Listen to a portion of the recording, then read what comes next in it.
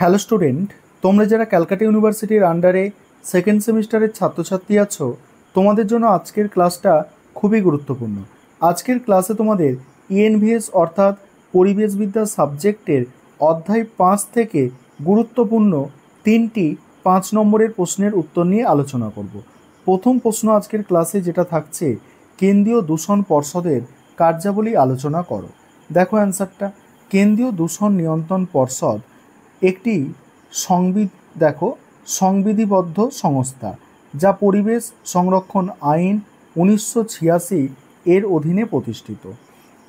কেন্দ্রীয় দূষণ নিয়ন্ত্রণ পর্ষদের মূল কার্যাবলী হল দেশের পরিবেশ দূষণ নিয়ন্ত্রণ এবং পরিবেশগত মান বজায় রাখা।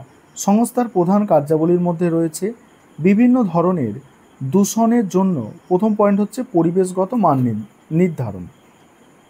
বিভিন্ন ধরনের দূষণের জন্য মান নির্ধারণ করে, যেমন বায়ু, জল, শব্দ দূষণ।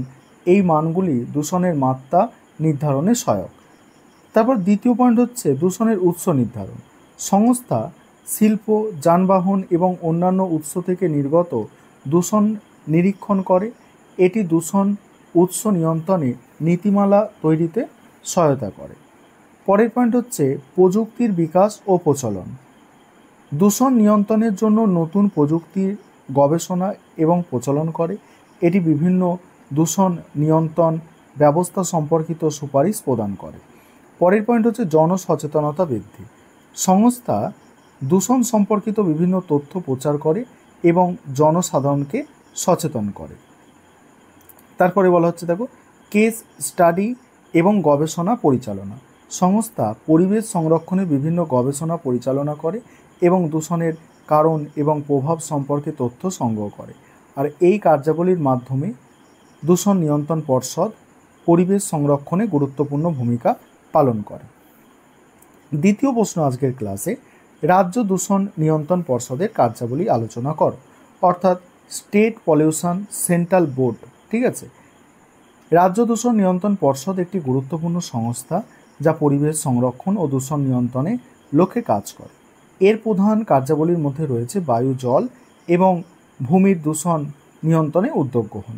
প্রথমত কি দেখো, পর্ষদটি শিল্প, খনিজ এবং অন্যান্য অর্থনৈতিক কার্যকলাপ থেকে নির্গত দূষণ পরিমাপ করে এবং তদ অনুসারে আইনানুগ ব্যবস্থা গ্রহণ করে। দ্বিতীয়ত, পরিবেশগত মান রক্ষা এবং বজায় রাখার জন্য বিভিন্ন নির্দেশিকা ও মান নির্ধারণ করে। তৃতীয়ত, পর্ষদটি শিল্প প্রতিষ্ঠানগুলিকে দূষণ নিয়ন্ত্রণ প্রযুক্তি প্রয়োগে উৎসাহিত করে এবং প্রয়োজনীয় প্রশিক্ষণ ও পরামর্শ প্রদান করে। চতুর্থ, বিভিন্ন প্রকল্প এবং কার্যক্রমের পরিবেশগত প্রভাব মূল্যায়ন করে এবং সেগুলির অনুমোদন প্রদান করে। পঞ্চমত, দেখো, পর্ষদটি জনসাধারণের মধ্যে পরিবেশ সচেতনতা বৃদ্ধির জন্য প্রচার ও শিক্ষামূলক কার্যক্রম পরিচালনা করে। এছাড়া দূষণ সংক্রান্ত অভিযোগ গ্রহণ ও তদন্ত করে প্রয়োজনীয় ব্যবস্থা গ্রহণ করে। পরিশেষে রাজ্য দূষণ নিয়ন্ত্রণ পর্ষদ স্থানীয়, রাজ্য ও জাতীয় স্তরে পরিবেশ রক্ষা এবং দূষণ নিয়ন্ত্রণে গুরুত্বপূর্ণ ভূমিকা পালন করে। পরের প্রশ্নের উত্তরটা আলোচনা করবে। তার আগে একটা বিষয় তোমাদের বলার আছে যে তোমাদের জন্য কিন্তু স্টাডি মেটেরিয়াল তৈরি করা হয়েছে। তোমরা যদি কেউ স্টাডি মেটেরিয়াল পারচেস করতে চাও, এই নম্বরে যোগাযোগ করতে পারো, 91230052 এই নম্বরে তোমরা যোগাযোগ করে স্টাডি মেটেরিয়াল পারচেস করতে পারো।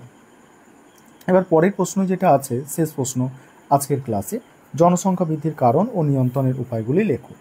অ্যান্সারটা দেখবে, জনসংখ্যা বৃদ্ধির প্রধান কারণগুলির মধ্যে অন্যতম হলো জন্মহার বৃদ্ধি, মৃত্যুহার হ্রাস এবং অভিবাসন। উন্নত চিকিৎসা এবং স্বাস্থ্য সেবার ফলে মৃত্যুহার কমেছে, বিশেষত শিশু মৃত্যুর হার। পাশাপাশি সামাজিক ও সাংস্কৃতিক প্রভাব, যেমন বাল্যবিবাহ, অশিক্ষা এবং পরিবার পরিকল্পনার অভাবেও জন্মহার বৃদ্ধির জন্য দায়ী। অন্যদিকে অভিবাসনের মাধ্যমে এক দেশ বা অঞ্চলের জনসংখ্যা বৃদ্ধি পায়, যা বিশেষত উন্নয়নশীল দেশগুলির ক্ষেত্রে প্রযোজ্য। এছাড়া অর্থনৈতিক এবং সামাজিক উন্নতির অভাবও জনসংখ্যা বৃদ্ধির অন্যতম কারণ। তারপর দেখো, জনসংখ্যা নিয়ন্ত্রণের জন্য বেশ কিছু কার্যকারী উপায় রয়েছে।